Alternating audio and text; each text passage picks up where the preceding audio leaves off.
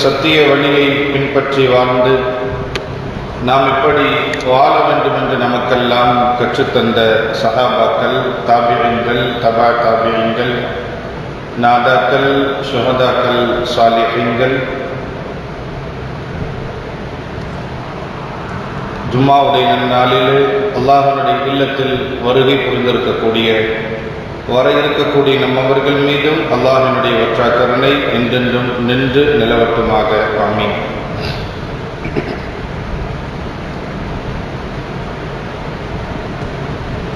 அன்பிற்கும் இறைநேசத்திற்கும் உரித்தான அல்லாஹின் நல்லடியார்களே,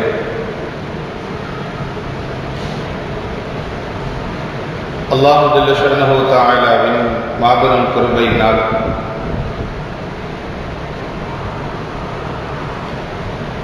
யாரின் மீதெல்லாம் வசதி இருந்தும் பொருளாதார வசதியும் உடல் ஆரோக்கியமும் பெற்றிருப்பார்களோ, இன்னும் யாருக்கெல்லாம் அல்லாஹ் ஹஜ்ஜுடைய நசீபை அல்லாஹ் வழங்கினாலும் அவர்கள் அல்லாஹ்வை ஹஜ் செய்வதற்காகவும் நபிகள் பெருமானார் ஸல்லல்லாஹு அலைஹி வஸல்லம் அவர்களை ஸலவாத்து கூறி சலாம் கூறி அவர்களுடைய ரவுதாவை சந்திப்பதற்காக சென்றிருக்கிறார்கள்.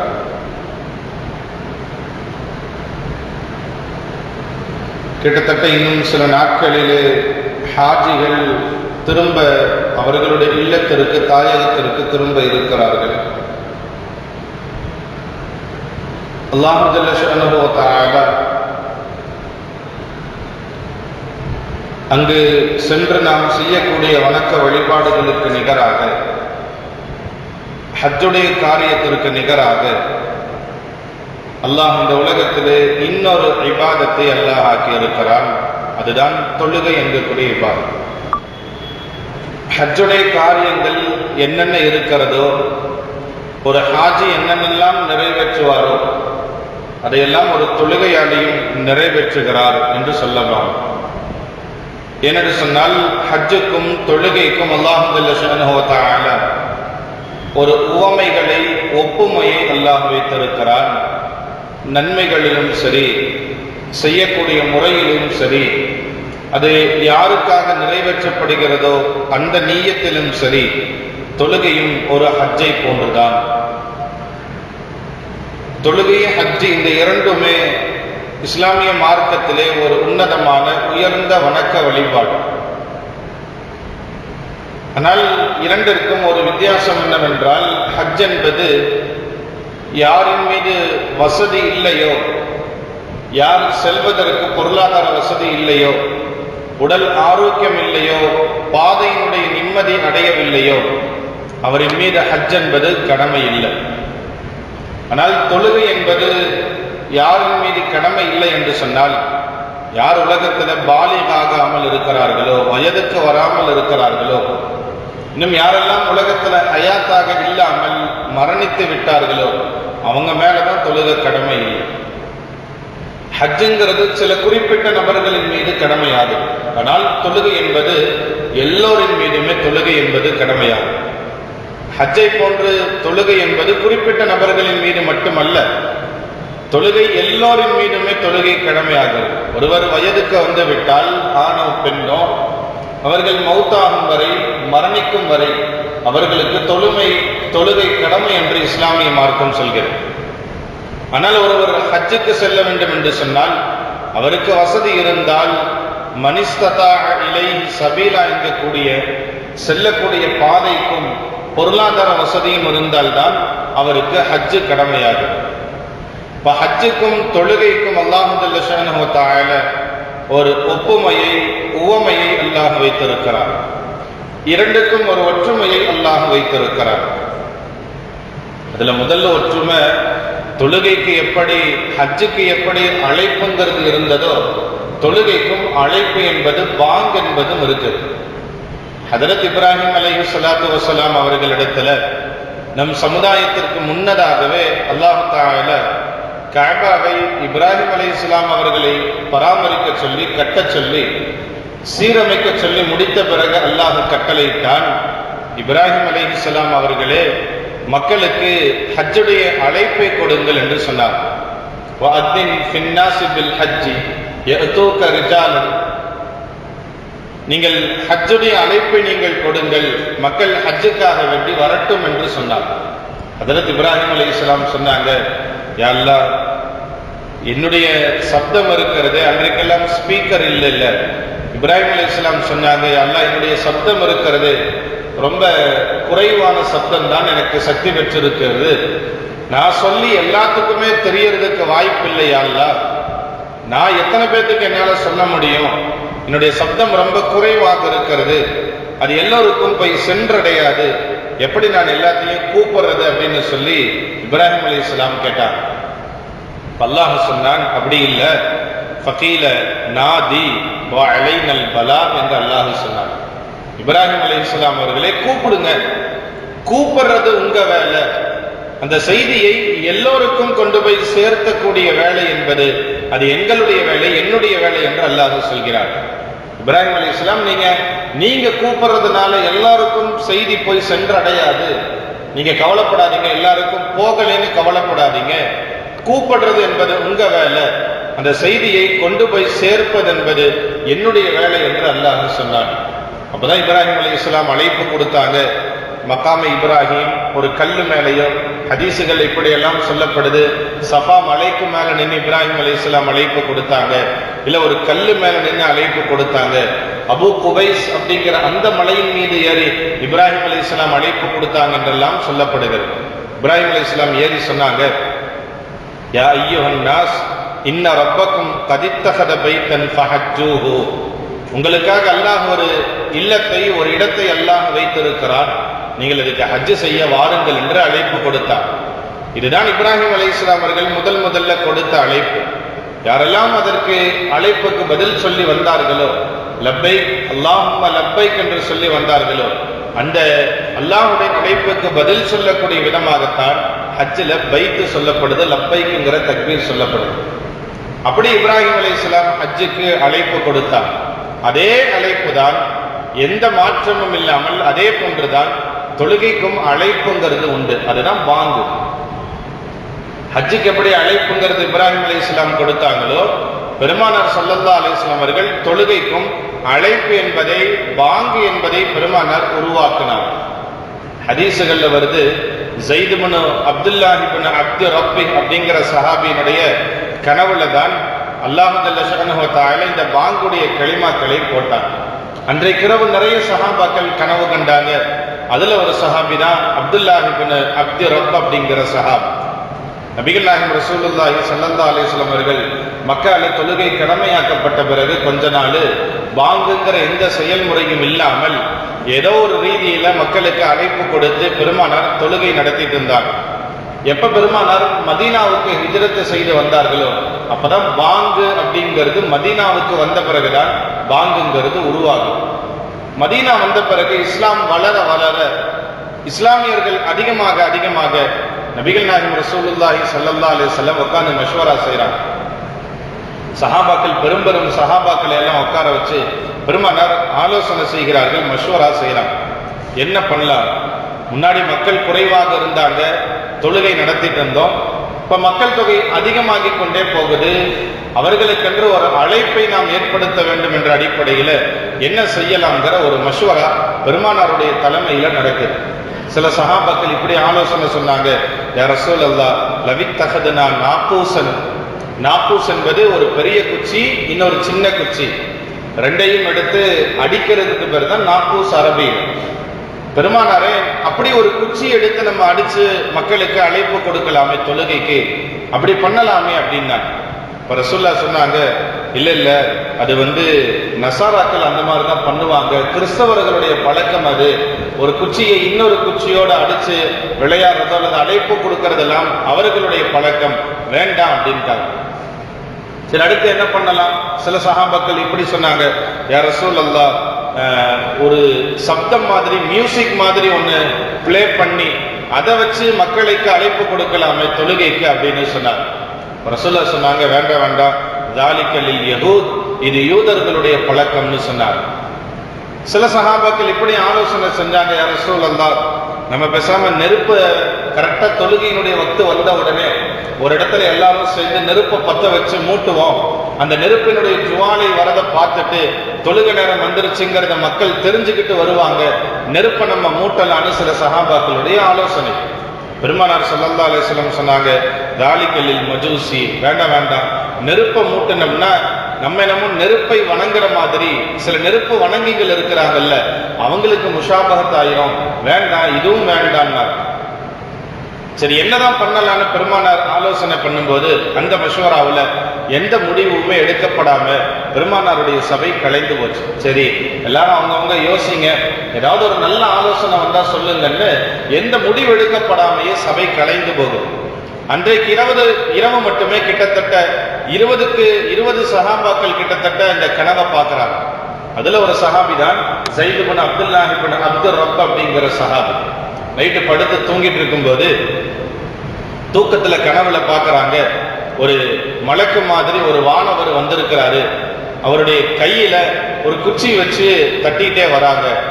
உடனே இந்த சஹாபி தூக்கத்துல எந்திரிச்சு அந்த மலக்கிடத்துல வானவர்கிட்ட கேட்கறாங்க, அந்த கையில வச்சிருக்கிற அந்த இதை நீங்க கொடுங்களே அப்படின்னு கேட்டாங்க. அந்த மலக்கு கேட்டாங்க, இதை வச்சு நீங்க என்ன செய்ய போறீங்க அப்படின்னாங்க. இப்ப சொன்னாங்க, நாங்க இதை வச்சு தொழுகைக்கு அழைப்பு கொடுக்கறதுக்காக வேண்டி இதை நாங்க பயன்படுத்துவோம், இதை கொடுங்க அப்படின்னாங்க. அப்ப அந்த வானவர் சொன்னாரு, இல்ல இல்ல, இதை விட உயர்ந்த ஒரு கலிமாவை உங்களுக்கு கற்றுத்தரட்டுமா அப்படின்னு கேட்டு அந்த வானவர் கற்றுக் கொடுத்ததுதான் அல்லாஹு அக்பர் அல்லாஹு அக்பர் அல்லாஹு அக்பர் லா இலாஹ இல்லல்லாஹ் அல்லாஹு அக்பர்ங்கிற பாங்கு இருக்கு இல்லையா, இந்த கலிமாக்களை அப்படியே கற்றுக் கொடுக்கிறார். விடிந்ததுக்கு அப்புறம் பெருமானார் ஸல்லல்லாஹு அலைஹி வஸல்லம் அடுத்த நாள் காலையில் அந்த சஹாபி ஓடி வரான். இதுக்கிடையில உமர் ரலியல்லாஹு அவர்களுக்கும் இந்த கனவு நைட்ல அவங்களும் பார்த்துருக்கிறாங்க, ஆனா பெருமானார்கிட்ட சொல்லல, அப்படியே இருக்கிறாங்க. இந்த சஹாபி பெருமானார் ஸல்லல்லாஹு அலைஹி வஸல்லம் வந்து சொன்ன உடனே நபிகள் நாயகம் ரசூலுல்லாஹி ஸல்லல்லாஹு அலைஹி வஸல்லம் அவர்கள் சொன்னாங்க, நல்ல ஐடியாவா இருக்கு, இந்த கலிமாக்களை அல்லாஹ்வே இதை நமக்கு கற்றுக் கொடுத்து இருக்கிறான், அதனால இதைவே பாங்காக ஆக்கிக்கிங்கன்னு பெருமானார் ஸல்லல்லாஹு அலைஹி வஸல்லம் ஹஜ்ரத் ஸைத் இப்னு அப்துல்லாஹ் இப்னு அப்துர் ரப்ங்கிற சஹாபிட்ட சொன்னாங்க, பிலால் ரலியல்லாஹு அவங்களை கூப்பிடுங்க, அவங்க தான் கொஞ்சம் பெருந்தொண்டைன்னு சொல்லுவோம் போல நம்ம தமிழ்ல நம்ம கூட இருக்கிறவங்கள்ட்ட சப்தம் அதிகமாக வரக்கூடிய மனிதர் யாருன்னா ஹஜ்ரத் பிலால் ரலியல்லாஹு அவங்க ரொம்ப சப்தம் போட்டு சொல்லுவாங்க, அழகாக சொல்லுவாங்க, அவங்களுக்கு நீங்க கற்றுக் கொடுங்க, பிலாலே நீங்க வாங்கு சொல்லுங்க அப்படின்னு சொல்லி பெருமானார் ஸல்லல்லாஹு அலைஹி வஸல்லம் அவர்கள் சொன்னாங்க. இப்பதான் உமர் ரலியல்லாஹு அவங்க அங்கிருந்து ஓடி வராங்க, தன்னுடைய ஆடையை இழுத்த வண்ணமாக பெருமானார்கிட்ட ஓடி வந்து சொன்னாங்க, யா ரசூலல்லாஹ், இந்த கலிமாவைத்தான் நேற்று இரவு நானும் கனவுல கண்டேன் அப்படின்னா. இப்ப பெருமானார் சொன்னாங்க, அல்லாஹ் தஆலா இந்த கனவை உண்மையாக்கி வைத்திருக்கிறான். இன்னும் நிறைய சஹாபாக்கள் இன்றைக்கு இரவு கனவுல இதை கண்டிருக்கிறாங்க. அதனால வேறு எதையாவது பாங்குக்கு நம்ம அழைப்பாக கொடுக்காம இந்த கலிமாக்களையே அழைப்பாக கொடுக்கலாம், பிலாலே நீங்க பாங்கு சொல்லுங்கன்னு சொல்லி பெருமானார் உருவாக்கிய அந்த கலிமாக்கள் தான் இன்றைக்கும் உலகெங்கிலும் பள்ளிவாசல்ல பாங்கு என்று சொல்லப்படுகிறது இல்ல, அதை பெருமானார் அப்பதான் உருவாக்குறாங்க, அல்லாஹ் அப்பதான் கற்றுக் கொடுக்கிறார். ஏன் இந்த வரலாறு சொல்ல வரேன்னா, ஹஜ்ஜுக்கு எப்படி ஒரு அழைப்பு என்பது இருக்கிறதோ அதே மாதிரி தொழுகைக்கும் அழைப்பு என்பதை அல்லாஹ் வைத்திருக்கிறார். இதான் ஹஜ்ஜுங் என்பது, தொழுகையும் ஹஜ்ஜும் ஒரே மாதிரி ஒற்றுமைகள்ல ஒண்ணு இதுதான். ஹஜ்ஜுக்கு இருக்கிற மாதிரியான அதே அழைப்பு அன்றைக்கு இப்ராஹிம் அலைஹிஸ்ஸலாம் செய்த அந்த அழைப்பு பெருமானார் ஸல்லல்லாஹு அலைஹி வஸல்லம் அவர்கள் செஞ்சாங்க, தொழுகைக்கு கொடுத்தாங்க. இந்த பாங்கு சப்தத்தை கேட்ட பிறகு, இதை சொல்ல ஆரம்பித்த பிறகு யூதர்கள்லாம் ஒரு மாதிரி கேலி கிண்டல் செய்ய ஆரம்பிச்சுட்டாங்க. இந்த சப்தத்தை கேட்டாலே ஒரு மாதிரி கிண்டல் பண்ணி அப்படியே விளையாட ஆரம்பிச்சுட்டாங்க. குர்ஆன்ல அல்லாஹ் அதை குறிப்பிட்டு காட்டுறான், வைதா நாதைத்தும் இல ஸலாத்தி தஹதுஹா ஹுஸுவன் வ லஇபா. யஹூதிகள் இந்த சப்தத்தை யூதர்கள் கேட்டால் இதை அவர்கள் கேலி கிண்டலாக விளையாட்டாக இதை ஆக்கி கொண்டார்கள் என்று அல்லாஹ் ஜல்ல ஷஅனுஹு வ தஆலா குர்ஆனிலே அல்லாஹ் சொல்லி காட்டுகிறார். என்ன, இதுக்கு முன்னாடி உள்ள ஒருத்தர் யாருமே செய்யாத உருவாக்காத ஒரு புதிய ஒரு பிதஅத்தை முஹம்மது உருவாக்கிட்டாரு, இது என்ன நாங்க கேள்விப்படாத வார்த்தையாகலாம் இருக்குது அப்படின்னு சொல்லி எல்லாம் யூதர்கள் கேலி கிண்டல்கள் செய்யறாங்க. நபிகள் நாயகம் ரசூலுல்லாஹி ஸல்லல்லாஹு அலைஹி வஸல்லம் அப்படி உருவாக்குனது தான் பாங்குங்கிறது. இன்னும் ஒரு ஹஜ்ஜுக்கும் தொழுகைக்கும் மத்தியில உள்ள ஒற்றுமை என்னன்னா, ஹஜ்ஜுக்கு ஹஜ்ஜு என்றால் என்ன என்று நீங்க கிதாபுகள் எடுத்து பார்த்தா முதல்ல அதுல ஹஜ்ஜுக்கு அகராதியில பொருள் தேடும் பொழுது அல் கஸ்து அப்படிங்கிற அர்த்தம் வரும். அதாவது அல்லாஹுவை நாடுவது, நாடுதல் அப்படிங்கிற அர்த்தம் தரும். சலாத் என்ற வார்த்தைக்கும் தொழுகை என்ற வார்த்தைக்கும் அகராதியில பொறுத்திடினால் அதுக்கும் என்னன்னா அல் கஸ்து, நாடுதல் அப்படிங்கிற அர்த்தத்தை தான் தரும். அர்த்தத்துல பார்த்தாலும் ஹஜ் என்பதும் தொழுகை என்பதும் ஒற்றுமையாக அல்லாஹ் வைத்திருக்கிறார். இன்னொன்னு, ஹஜ் என்பக்கூடிய நாட்டமும் காபா தான், தொழுகைக்கான நாட்டமும் காபா தான். ஹாஜிகள் ஹஜ்ஜுக்கு போறாங்க, உங்களுடைய நியத் என்ன, நோக்கம் என்ன? அல்லாஹ்வுடைய காபாவை பார்க்கணும், தவாப் செய்யணும், அதை சந்திச்சுட்டு வரணும் அப்படிங்கறதா நோக்கம். ஒரு தொழுகையாளி நேரா தொழுகைக்கு வந்து நிக்கிறாரு, அவர் என்ன நியத்து செய்வாரு? யாரெல்லாம் இந்த கிபிலாவை முன்னோக்கி நான் தொழுகிறேன் பாரு. அந்த கிபிலா எது? காபா. இப்ப ஹஜ் செய்யக்கூடிய ஹாஜிக்கு நோக்கமும் காபா தான். இங்க தொழுகையாளியான தொழுகையாளிக்கு நோக்கமும் அல்லாஹுடைய காபா தான். அல்லாஹுடைய காபான காபா நோக்கம் அல்ல, அந்த காபாவுக்கு சொந்தக்காரனான அல்லாஹ் நோக்கம். ரெண்டு பேருக்குமே வெறுமனே அந்த இடம் நோக்கம் அல்ல, அதை முன்னோக்குவதன் மூலமாக அல்லாஹவை நினைவு கூறக்கூடிய வண்ணமாக நோக்கமாக நாம் ஆகிறோம். அதனாலதான் தொழுகையில யாராவது கிபிலாவை முன்னோக்காம வேறு திசையை பார்த்து தொழுதுட்டாருன்னா அவருடைய தொழுகை கூடாமல் போயிடும். ஒருத்தர் இந்த பக்கம் பார்த்து தொழுகாம திரும்பி நின்று தக்பீர் கட்டி எத்தனை ரக்காத்தை அவர் தொழுதாலும் தொழுகை கூடாது. ஏன்னா தொழுகையினுடைய நிபந்தனைகள்ல ஒண்ணு கிபிலாவை அவர் முன்னோக்கி இருக்கணுங்கிற நிபந்தனை. இப்ப தொழுகை அளிக்கும் நோக்கம் என்ன? காபத்துல்லாதான்.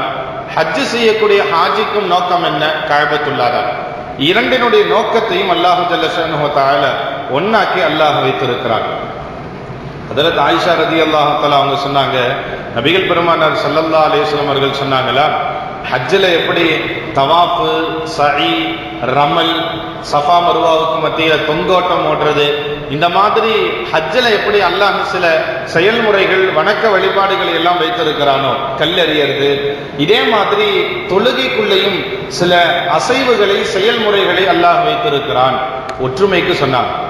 ஹஜ்ஜில் எப்படி அந்த மாதிரி காரியங்கள் அல்லாஹ் வச்சிருக்கிறானோ, தொழுகையில பார்த்தாலும் வெறுமனே தொழுகை என்பதுல கியாம் இருக்கு, தக்பீர் கட்டிட்டு நிலை நிற்குதல் இருக்குது, ருக்கு இருக்குது, சஜ்தா இருக்குது, ஜல்சா என்று சொல்லக்கூடிய இரண்டு அமர்வுகளுக்கு மத்தியில உட்காரக்கூடிய முறை இருக்குது, அத்தஹியாத் இருக்குது. இதையெல்லாம் ஹஜ்ரத் அன்னி ஆயிஷா ரலியல்லாஹு தஆலா அவர்கள் பெருமானார் ஸல்லல்லாஹு அலைஹி வஸல்லம் சொல்ல நான் கேட்டிருக்கிறேன், ஹஜ்ஜுக்கும் தொழுகைக்கும் ஒரு ஒற்றுமை இருக்கிறது என்று சொன்னாங்க.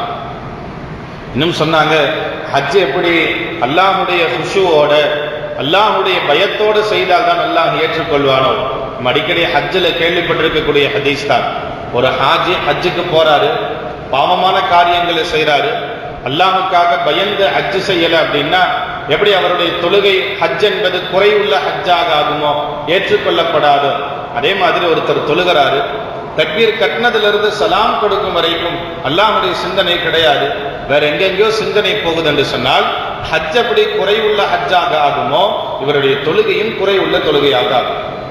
ஹஜ்ஜில் எப்படி அல்லாஹுடைய சிந்தனை, அல்லாஹுடைய பயம் இருக்க வேண்டுமோ, தொழுகையிலும் அதே போன்ற அல்லாஹுடைய சிந்தனை, அல்லாஹுடைய பயம் இருக்க வேண்டும் என்று சொல்லுவாங்க. அதே மாதிரி ஹஜ் எப்படி தௌஹீத் அப்படிங்கிற ஏகத்துவத்தை, லா இலாஹ இல்லல்லாஹ்ங்கிற ஏகத்துவத்தை நிலைநாட்டக்கூடியதாக இருக்குதோ, தொழுகையும் அதே மாதிரிதான் தௌஹீதுங்கிற ஏகத்துவத்தை நிலைநாட்டக்கூடியது. ஹஜ் என்பது கூட்டாக செய்யக்கூடிய அமல், அதே போன்றுதான் தொழுகை என்பதும் கூட்டாக செய்யக்கூடிய அமல்.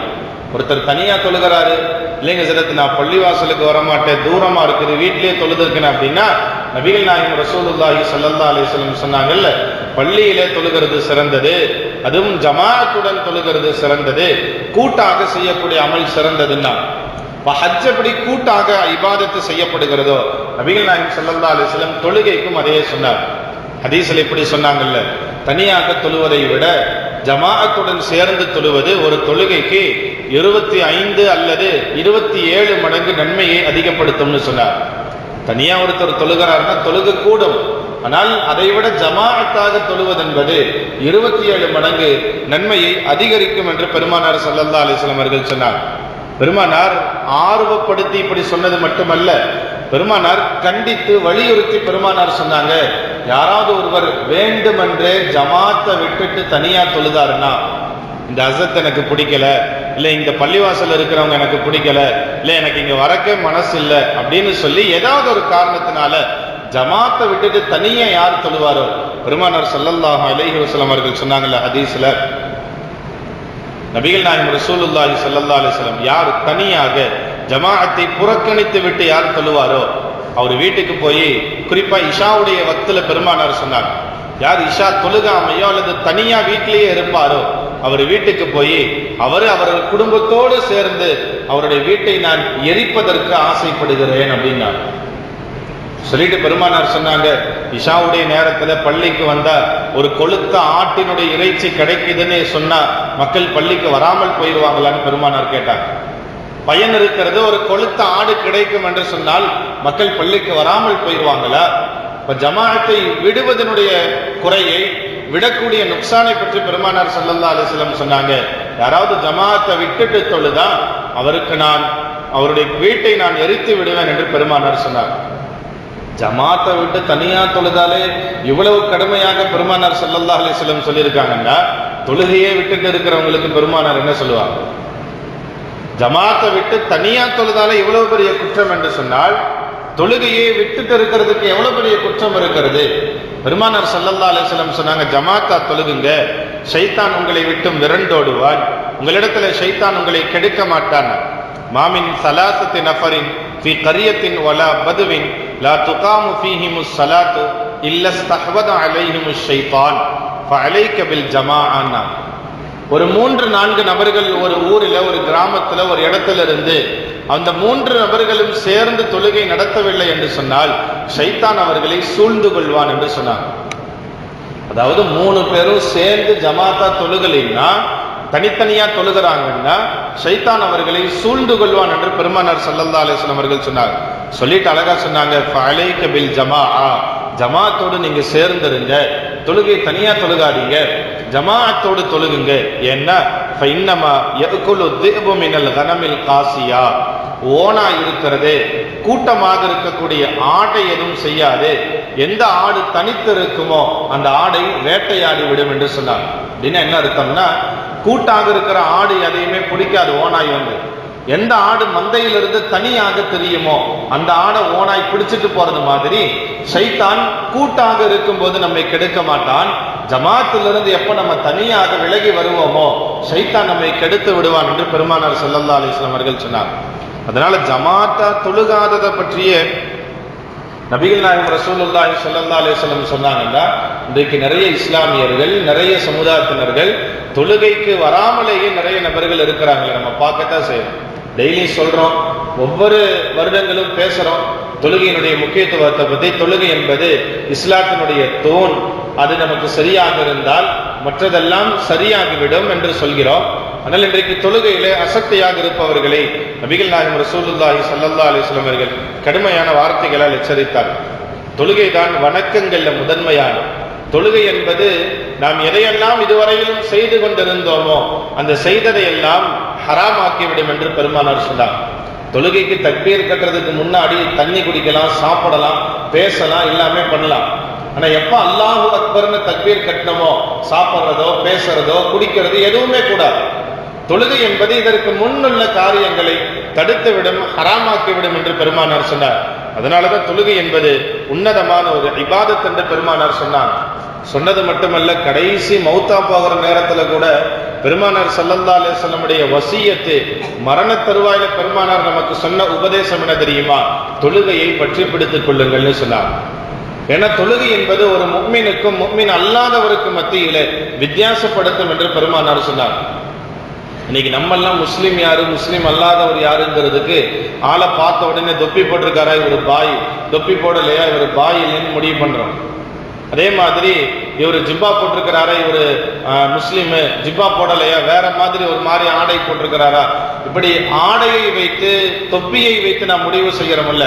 பெருமானார் சொன்னாங்க, உண்மையிலேயே ஒரு முஃமினுக்கும் முஃமின் அல்லாதவருக்கும் உள்ள வித்தியாசம் என்னன்னா தொழுகைதான். அப்படின்னா என்ன அர்த்தம்னா, யார் ஒருத்தர் கரெக்டா தொழுகையை பேணி தொழுவாரோ அது வரைக்கும் அவர் முஃமினாக இருக்கிறார்.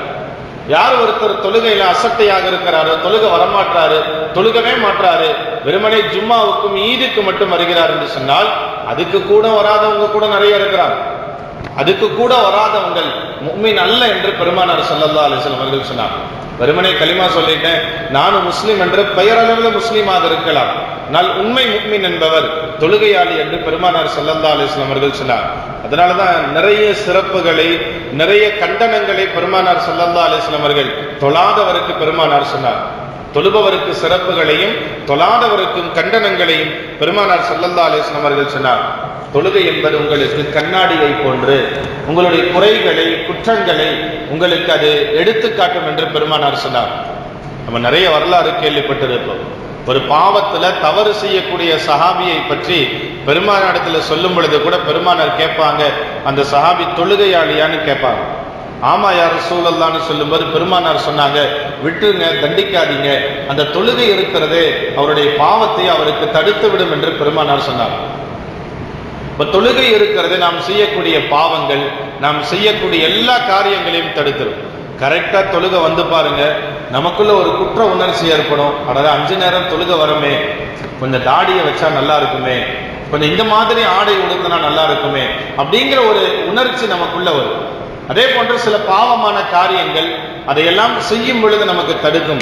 5 நேரம் தொழுகிறமே, அல்லாஹ் நம்மளை பார்த்துட்டு இருக்கிறானே, நம்ம வேற இந்த பாவத்தை செய்யணுமே, செய்யலாமா வேணாமா அப்படிங்கிற அந்த குற்ற உணர்ச்சியை கொண்டு வரும். இல்ல, அது தொழுகை தவிர வேற எந்த இபாதத்தும் கொண்டு வராது. அதனாலதான் பெருமானார் ஸல்லல்லாஹு அலைஹி வஸல்லம் அவர்கள் தொழுகையை உயர்ந்த இபாதத்தாக பெருமானார் சொல்லி காட்டினார். ஏன் இதை தொழுகை பற்றி சொல்ல வரேன்னா, ஒரு ஹஜ் செய்யக்கூடிய ஹாஜிக்கு நன்மையில நிகராக இருக்கக்கூடிய அமல் என்னன்னா தொழுகை தான் என்று பெருமானார் சொல்லி காட்டினார். அதனாலதான் பெருமானார் தொழுகைக்கு வரும்போது இப்படி ஒருத்தர் வந்தாருன்னாவே ஹஜ் செய்த நன்மையை அல்லாஹ் தருகிறான். மன் ஹரஜ மின் பைத்திஹி முத்ததஹீரன் இலா ஸலாத்தின் மக்தூபத்தின் ஃபஅஜ்ருஹு கஅஜ்ரில் ஹாஜ்ஜில் முஹ்ரிம். யார் ஒருத்தர் வீட்டிலேயே ஒழு செய்து பள்ளிவாசலுக்கு ஒழுவோடு வீட்டிலிருந்து ஒழு செய்து வருவாரோ, இங்க வந்து ஒழு செய்யறதல்ல, வீட்டிலிருந்தே ஒழு செய்து விட்டு யார் பள்ளிக்கு வருவாரோ அவருடைய நன்மை என்ன தெரியுமா? ஒரு இஹ்ராம் கட்டி பொருளாதாரத்தை செலவு செய்து நீண்ட நேரம் பயணம் செய்து போய் அங்கே அல்லாஹ்வுடைய இல்லத்தை தரிசித்த அந்த ஹாஜியினுடைய நன்மையை அல்லாஹ் அவருக்கு தருகிறான். வெறுமனே செய்ய வேண்டியது ஒண்ணுமே கிடையாது. வீட்டில இருந்தே பள்ளிவாசலுக்கு யார் ஒழு செய்து விட்டு வருவாரோ, யார் தொழுகைக்கு வருவாரோ அவருக்கு ஹஜ் செய்தவருக்கான நன்மையை அல்லாஹ் தருகிறான். அதே மாதிரி ஒமன் ஹரஜ இலா தஸ்பீஹுல் லுஹா லா யன்சிபுஹு இல்லா இய்யாஹு. லுஹாவுடைய தொழுகை யார் தினசரி தொழுகையை பேணி தொழுவாரோ அவருக்கும் அதே நன்மை என்று பெருமானார் சொன்னார். ஃபஅஜ்ருஹு கஅஜ்ரில் முஅ்தமிர் என்ற ஒரு ஹதீஸிலே சொன்னார், லுஹாவுடைய தொழுகை தொழுபவருக்கு ஒரு உம்ரா செய்த நன்மையை அல்லாஹ் தருகிறான். இப்படி பெருமானார் ஸல்லல்லாஹு அலைஹி வஸல்லம் அவர்கள் ஹஜ்ஜுக்கு நன்மை தரக்கூடிய அந்த நன்மைகளை பெருமானார் தொழுகைக்கும் நபிகள் நாயகம் ரசூலுல்லாஹி ஸல்லல்லாஹு அலைஹி வஸல்லம் அவர்கள் சொன்னார். எப்படி ஹஜ்ஜுங்கிறது நீண்ட சிரமத்திற்கு பிறகு அல்லாஹ் நமக்கு ஒரு கூலியை தருகிறானோ, தொழுகை என்பதும் நீண்ட சிரமத்திற்கு பிறகுதான். வாங்க சொன்ன உடனே கேட்டுட்டோம், அங்கிருந்து கடையிலிருந்து வீட்டில இருந்து கிளம்பி வரோம், வந்து இங்க வந்து ஒழு செய்வோம். ஒழு செய்யும் போது சில சிரமங்கள், குளிர்காலமாக இருக்கும், ஒழு செய்ய முடியாது, அதையும் தாங்கி கொண்டு நாம் ஒழு செய்கிறோம். பள்ளிக்குள்ள வரோம், நமக்கு என்னதான் கை கால் வலியாக இருந்தாலும் நின்று தொழுகிறோம். சில நேரங்களில் சில கஷ்டங்கள் படுகிறோம், நீண்ட நேரம் சில நேரங்களில் இமாம் ஓதுவாங்க, அதையெல்லாம் சகித்து கொண்டு தொழுகிறோம். இல்ல, எப்படி ஒரு ஹாஜிக்கு சிரமத்திற்கு கூலியை அல்லாஹ் நிறைய தருகிறானோ, தொழுகையாளிக்கும் அல்லாஹ் சிரமத்திற்கு கூலியை நிறைய தருவான்.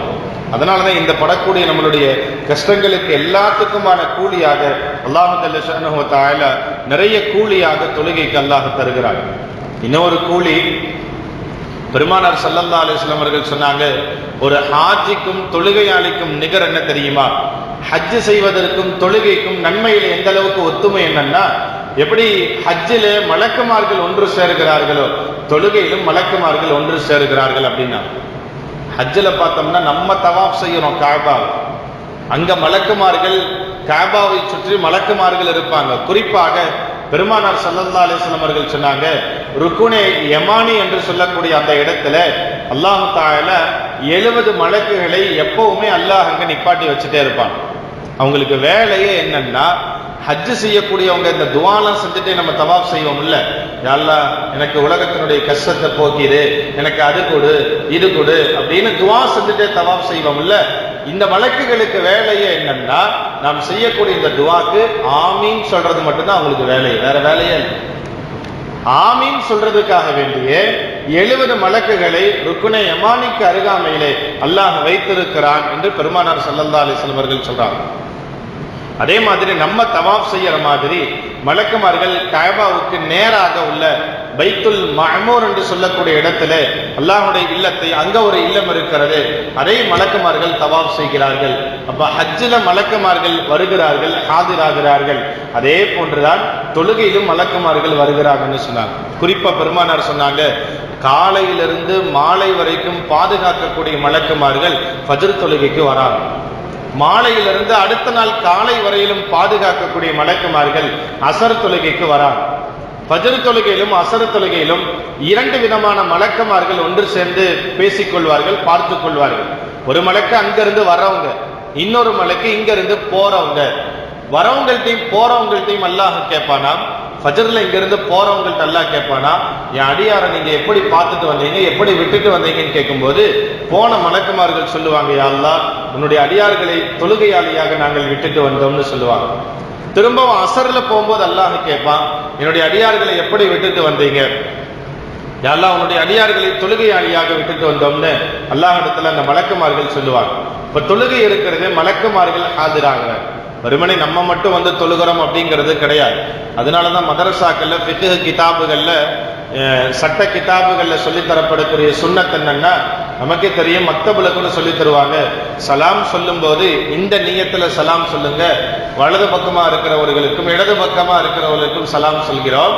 இன்னும் அங்க உள்ள மலக்குகளுக்கும் சலாம் சொல்றோங்கிற நியத்துல அஸ்ஸலாமு அலைக்கும்னு சலாம் சொல்லுங்கன்னு சொல்லி கொடுத்திருப்பாங்க. என்ன காரணம்னா, தொழுகையில மலக்குமார்கள் ஆஜராகிறாங்க, நம்மளோடு சேர்ந்த மலக்குமார்கள் இருக்கிறாங்க என்பதை பெருமானார் ஸல்லல்லாஹு அலைஹி வஸல்லம் அவர்கள் சொன்னார். எப்படி ஹஜ்ஜில மலக்குமார்கள் இருக்கிறாங்களோ தொழுகையிலும் மலக்குமார்கள் இருக்கிறாங்க. அதே மாதிரி ஹஜ்ஜுக்கு என்ன கூலியை அல்லாஹ் தருகிறானோ தொழுகைக்கும் அல்லாஹ் அந்த கூலியை தருகிறான். இப்ப நம்ம எல்லாம் நினைப்போம், ஹஸ்ரத் எனக்கு வசதி இருந்தா நானும் போய் இந்த வருஷம் ஹஜ்ஜுக்கு போயிருப்பேன், ஹஜ்ஜுக்கு போயிருந்தா அல்லாஹ் ஹாஜிகளுக்குன்னு ஒரு கூலியை அல்லாஹ் தருகிறான்ல. நீங்க அடிக்கடி பயான்ல சொல்றீங்க, போயிட்டு வரக்கூடிய ஹாஜி அன்று பிறந்த பாலகனை போன்று திரும்ப வராரு, எல்லா பாவங்களையும் அல்லாஹ் மன்னித்து விடுகிறான். எனக்கு அந்த பாக்கியம் கிடைக்கலையே, நானும் நிறைய பாவங்கள் செஞ்சுட்டேனே, நானும் ஹஜ்ஜு செய்திருந்தால் என்னுடைய பாவங்கள் எல்லாம் மன்னிக்கப்படுமா என்று கேட்டால் அல்லாஹு தஆலா அந்த நன்மையை தொழுகையிலேயே அல்லாஹ் வச்சிருக்கிறான். நபிகள் பெருமானார் ஸல்லல்லாஹு அலைஹி வஸல்லம் அவர்கள் பார்த்து சொன்னாங்க, மனிதர்களை பார்த்து, நம்மளை பார்த்து சொன்னாங்க, தஹ்தரிபூன, நீங்க பாவம் செஞ்சு கருத்து விடுகிறீர்கள், பாவம் செய்கிறீர்கள். நான் செஞ்சுட்டு எப்ப நீங்க ஃபைதா ஸல்லைத்துமுல் ஃபஜ்ர, எப்ப நீங்க ஃபஜ்ருடைய தொழுகையை தொழுவீங்களோ கஸலத்ஹா, அந்த தொழுகை அந்த பாவங்களை இல்லாமல் அழித்து விடுகிறது என்று சொன்னாங்க. ஃபஜ்ருடைய தொழுகை தொழுதுட்டா அதுக்கு முன்னாடி என்ன பாவங்கள் செஞ்சிருந்தாலும் அந்த எல்லா பாவத்தையும், நாம் பாவங்கள் செய்து கருகி இருக்கக்கூடிய அது எல்லாவற்றையும் அந்த தொழுகை அழுக்கு இல்லாமல் கழுவி பரிசுத்தப்படுத்தி விடுகிறது அப்படின்னா சொல்லிட்டு சொன்னாங்க. அடுத்து மறுபடியும் நீங்க ஃபஜ்ர் தொழுதுட்டு தஹ்தரிகூன, பாவம் செஞ்சு கருப்பாகி விடுகிறீர்கள். அதற்கு பிறகு ஃபைதா ஸல்லைத்துமுல் லஹ்ர கஸலத்ஹா, லஹர் தொழுகைக்கு வந்தீங்கன்னா ஃபஜ்ர்ல இருந்து லுஹர் வரைக்கும் செய்த பாவங்கள் இருக்கிறது, அதையெல்லாம் லுஹருடைய தொழுகை மன்னித்து விடுகிறது, கழுவி விடுகிறது, அழித்து விடுகிறதுன்னா. லுஹர் தொழுத பிறகு நீங்க என்ன செய்றீங்க, தஹ்தரிகூன, பாவம் செஞ்சு கருகி விடுகிறீர்கள். ஆனால் அசர் தொழுக வந்தீங்கன்னா ஃபைதா ஸல்லைத்துமுல் அஸ்ர, அசர் தொழுதுட்டீங்கன்னா அந்த அசர் தொழுகை இருக்கிறதே முன் சென்ற பாவங்களை எல்லாம் கழுவி விடுகிறது என்று சொன்னார். அதே மாதிரி தான் அடுத்தடுத்து சொன்னார், அசருக்கு பிறகு நீங்க பாவம் செய்கிறீர்கள், கருத்து விடுகிறீர்கள். ஃபைதா ஸல்லைத்துமுல் மக்ரிப கஸலத்ஹா, மக்ரிப் தொழுகைக்கு நீங்க வந்தீங்கன்னா அந்த எல்லா பாவங்களையும் அந்த தொழுகை என்பது அழித்து விடுகிறது. மக்ரிபுக்கு பிறகு நீங்கள் பாவம் செய்கிறீர்கள், இஷாவுடைய தொழுகைக்கு வந்தீங்கன்னா இஷா தொழுகை அந்த எல்லா பாவத்தையும் அழித்து விடுகிறது. இஷாவுக்கு பிறகும் நீங்கள் பாவம் செய்தால் அடுத்து ஃபஜ்ருக்கு வரும்போது அந்த பாவத்தை தொழுகை அழித்து விடுகிறது அப்படின்னு சொன்னாங்க. இப்ப நீங்க யோசிச்சு பார்த்தா 5 நேரம் தொழுகை நம்ம தொழுதுகிட்டே இருக்கும்போது இடைப்பட்ட எல்லா பாவத்தையும் அல்லாஹ் நமக்கு மன்னித்து விடுகிறான், அழித்து விடுகிறான். எப்படி ஒரு ஹாஜி 5 நேரத்துக்கு பிறகு வரும்போது, திரும்ப வரும்போது பாவங்கள் செய்யாதவராக இருப்பாரோ அதே போன்றுதான் ஒரு தொழுகையாளி ஹாஜியாவது வருஷத்துக்கு ஒரு தடவை பாவங்கள் மன்னிக்கப்பட்டு பிறந்த பாலகனை போன்று வருகிறார். ஆனால் தொழுகையாளி ஒரு நாளைக்கு 5 முறை பிறந்த பாலகனை போன்று பாவங்கள் மன்னிக்கப்பட்டு வருகிறார். ஹஜ்ஜுக்கு போறவர் கூட ஒரே ஒரு தடவை தான் எல்லா பாவங்களும் மன்னிக்கப்பட்டு அன்று பிறந்த குழந்தையை போன்று வருஷத்துக்கு ஒரு தடவை வரார். ஆனா டெய்லி தொழுகைக்கு கரெக்டா வந்தோம்னா ஒரு நாளைக்கு 5 தடவை பிறந்த பாலகனை போன்று பாவங்கள் மன்னிக்கப்பட்டு திரும்பவும் நான் வரலாம் என்று பெருமானார் ஸல்லல்லாஹு அலைஹி வஸல்லம் அவர்கள் சொன்னார். அதனால ஹஜ் இருக்கிறதே அதுக்கு நிகரான உலகத்தில் நாம் செய்யக்கூடிய இன்னொரு வணக்க வழிபாடு தான் தொழுகை. நம்முடைய மௌத்து வரையிலும் எந்த சூழ்நிலையிலும் அல்லாஹ் தொழுகை விடுவதற்கு அனுமதி தரவே. ஹஜ்ஜுக்கு கூட வசதி இல்லையா, போறதுக்கு உடல் ஆரோக்கியம் இல்லையா, நீங்க ஹஜ்ஜு கடமை இல்லைன்னு சொல்லக்கூடிய மார்க்கம் தொழுகை உங்களால் நின்று தொழ முடியவில்லையா, உட்கார்ந்து தொழுகுங்க. உட்கார்ந்தும் தொழ முடியவில்லையா, ஒருவருக்கு படுத்து சமிக்கையின் மூலமாகத்தான் தொழ முடியும் என்று சொன்னால் மௌத்து வரைக்கும் அப்படியாவது தொழுங்கன்னு சொல்லுது மார்க்கம். அதனால தொழுகை இருக்கிறது ஹஜ்ஜுக்கு நிகரான ஒரு அமல். அதை நம் மௌத்து வரையிலும் எந்த சூழ்நிலையும் விடவே கூடாது. அந்த தொழுகையை சரியாக முறையாக நம்முடைய வாழ்நாளில் நாம் விடலாம். ஒரே ஒருத்தருக்கு மட்டும்தான் தொழுகை விடுறதுக்கு அனுமதி. யாருன்னா மௌத்தா போனவர், இங்க கபூரில் அடங்கி இருக்கிறாங்கல்ல, அவங்களுக்கு மட்டும்தான் தொழுக வேண்டாம். அவங்க அல்லாத எல்லா உயிரோடு இருப்பவர்களின் மீதுமே அல்லாஹ் தொழுகையை கடமையாக்கி இருக்கிறான். குறிப்பாக 5 நேர தொழுகையை ஜமாஅத்துடன் தொழுவதை பெருமானார் ஸல்லல்லாஹு அலைஹி வஸல்லம் அவர்கள் வலியுறுத்தி சொல்லியிருக்கிறாங்க. அதனால் வரக்கூடிய காலங்களில் தொழுகையினுடைய பேணுதலை நம்மிடத்தில் கொண்டு வர வேண்டும். அல்லாஹ் ஜல்ல ஷஅனுஹு வ தஆலா மௌத்து வரையிலும் நின்று தொழ வைக்கக்கூடிய நசீபை அல்லாஹ் நம் எல்லோருக்கும் தருவானாக. இன்னும் அல்லாஹ் ஜல்ல ஷஅனுஹு வ தஆலா எந்த சூழ்நிலை நம்முடைய தொழுகையை கலாவாகாமல் அதாவாக நிறைவேற்றுவதற்கு அல்லாஹ் தௌஃபீக் செய்வானாக. தொழுகைக்கு இடையூறாக ஏதாவது காரியங்கள் இருந்தால் அந்த காரியங்களை அல்லாஹ் நம்மிடத்திலிருந்து அகற்றுவானாக. நம்முடைய பொருளாதாரத்தில் அல்லாஹ் பரக்கத்து செய்வானாக. வாஹிரு தஅவானா அனில் ஹம்துலில்லாஹி ரப்பில் ஆலமீன். அஸ்ஸலாமு அலைக்கும் வரஹ்மத்துல்லாஹி வபரகாத்துஹு. சுன்னத்துல் சீக்கிரம்